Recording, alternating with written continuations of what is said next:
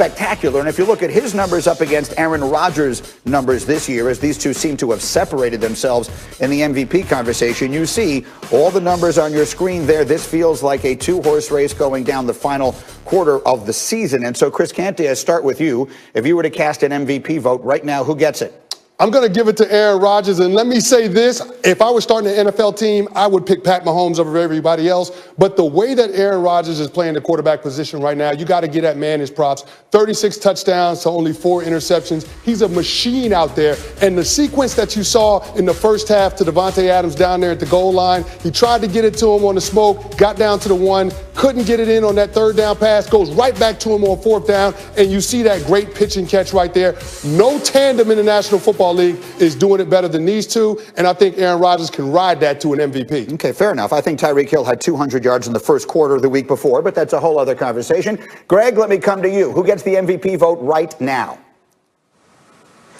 If the MVP went to the best player, it'd go to Patrick Mahomes. But it's the most valuable player, and because of the supporting cast that Patrick Mahomes has at his disposal every single week, I got to lean towards Aaron Rodgers. The guy had Davante Adams out of the lineup for a little bit, and his wide receivers are kind of a cast of characters, not bad players by any stretch of the imagination, but Allen Lazard, Valdez-Scantling, Robert Tonyan, we're not talking about a who's who of all pros here.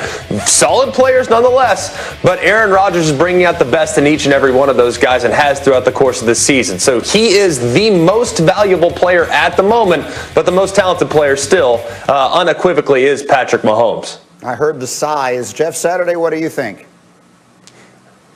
Y'all are both high. This is a ridiculous conversation all the way around. The most valuable player, and we're going to say Pat Mahomes is not the most valuable. Why? They've lost one game in the last, 15, 16 games. We're talking about, Aaron Rodgers doing it with less. Matt LaFleur didn't think they needed any more, and they're continuing to handle business. Think about how well Patrick Mahomes played last week. How many throws he makes to keep his team in it. Think about how many times he's brought this football team back. He's the most valuable player on the best football team. You can't penalize him and give, points to Aaron Rodgers because his receiving crew isn't as good as what Kansas City has. Whatever he has, he's taking full advantage of it. That's the best player. You both just said if you had a first pick, you would pick him, and if he's the best player, you would pick him, and then you go, no, but it's Aaron Rodgers. That's absolutely absurd. I don't know what's going on where both of y'all are, but it's ridiculous y'all both high on this. Look, I've said it before. They should just rename the award the Patrick Mahomes Award because he's going to be the MVP for the next 15 years and give it to Rodgers this year and give it to whomever you want going forward. That is legitimately what they should do. And someday they will because, like most geniuses, I won't be fully appreciated until long after my time. As we continue, a little feature for you here, taking a look at some questionable teams and deciding if they're good or not, and our incredibly creative staff, the same people who bring you a wood-based pun every single week when Damian Woody is on, came up with this. Are they good? That's the name of the feature.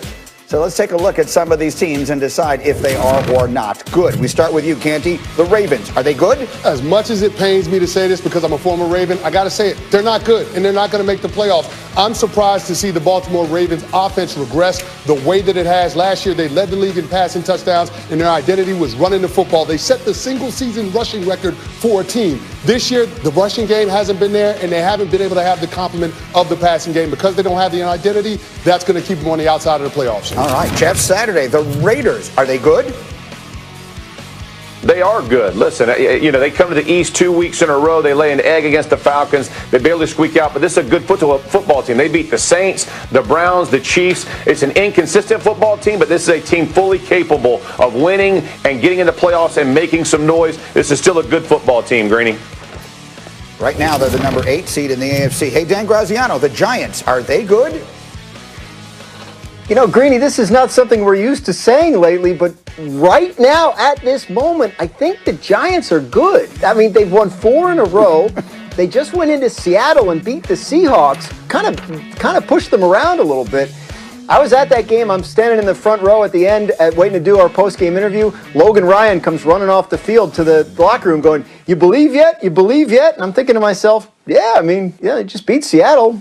Why not? Why aren't they good? I think that's a good point, a good take. And I'll tell you what, are they good as a keeper? Sometimes the simplest questions are actually the best. So let's talk about the NFC East a little bit here. We showed you Washington, the football team, knocking off Pittsburgh yesterday. We see the Giants go out to Seattle and knock off the Seahawks without their starting quarterback, Daniel Jones. Jeff Saturday, who wins the NFC East? The New York Giants. And listen, physical. Like if you describe this football team in the last 4 weeks, that's what they are. They want to run downhill at you. They lose Saquon Barkley, still doesn't deter them. This is who they're going to be. Bring tight ends in. Ingram, he's willing to stick his face in there and participate in blocking. The offensive line is getting progressively better each week. And think about, they beat Seattle with Colt McCoy, again, throwing for 100 yards. Why? Because they're not afraid to keep running the ball. They're going to control it and then flip it over. Defensively, no different. Be physical, be nasty. That's defined this football team. Give Joe Judge a ton of credit for getting this team in order.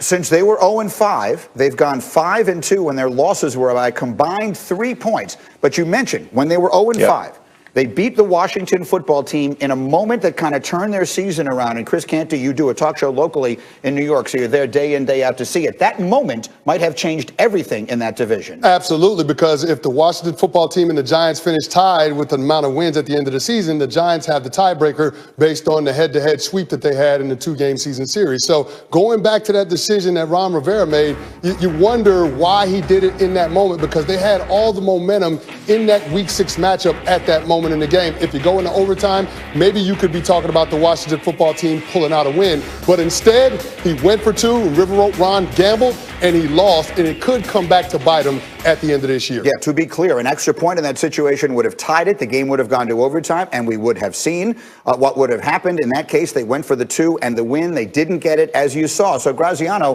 what do you think? As we look at this much maligned division, these two teams bringing a little respectability to it, who do you think has the edge?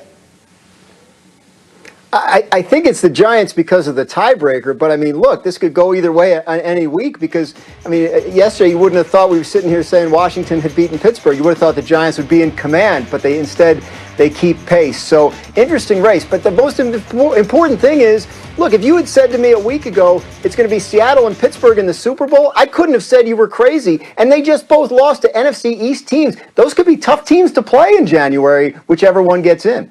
Clearly, the division champion is going to host a playoff game in January, and right now, no one wants to go to either of their buildings. Meanwhile, let's talk about another guy.